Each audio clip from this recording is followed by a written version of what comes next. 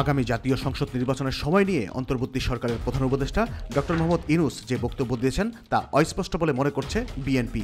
একই সঙ্গে প্রধান উপদেষ্টার বক্তব্যে নির্বাচন অনুষ্ঠিত হওয়ার সুনির্দিষ্ট কোনো তারিখ উল্লেখ না থাকায় হতাশা হয়েছে দলটি।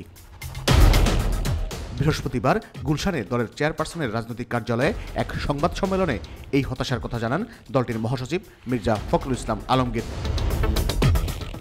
মির্জা ফখরুল বলেন, 18 ডিসেম্বর রাতে বিএনপির স্থায়ী কমিটির সভা অনুষ্ঠিত হয়।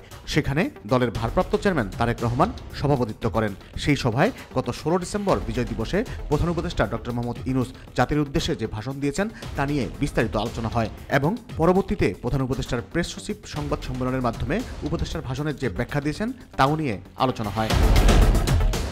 ডক্টর ইউনূসের ভাষণে নির্বাচন সংক্রান্ত বক্তব্য অস্পষ্ট দাবি করে মির্জা ফখরুল ইসলাম বলেন, সভা মনে করে তার বক্তব্যে নির্বাচনের একটি সম্ভাব্য সময়ের কথা বলা হলেও নির্বাচনের রোডম্যাপ সম্পর্কে কোনো সুনির্দিষ্ট বক্তব্য রাখা হয়নি।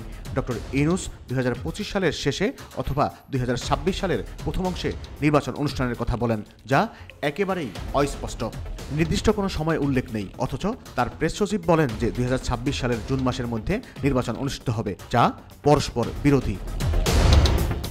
সাংবাদিকদের এক প্রশ্নের জবাবে মির্জা ফখরুল বলেন, আমরা আশা করেছিলাম প্রধান উপদেষ্টা নির্বাচনের সুনির্দিষ্ট রোডম্যাপ দিয়ে দিবে, সেটা তার বক্তব্যে নেই। এটা আমাদের হতাশ করেছে। আবার তার প্রেস সচিব যা বললেন সেটা সাংঘর্ষিক। প্রধান উপদেষ্টা বলেছেন 25 অথবা 26 সালের শুরুতে নির্বাচন হবে, আর প্রেস সচিব বলছেন 26 সালের জুনের মধ্যে নির্বাচন হবে, যার কারণে আমরা বুঝতে পারছি না যে কোনটা সঠিক।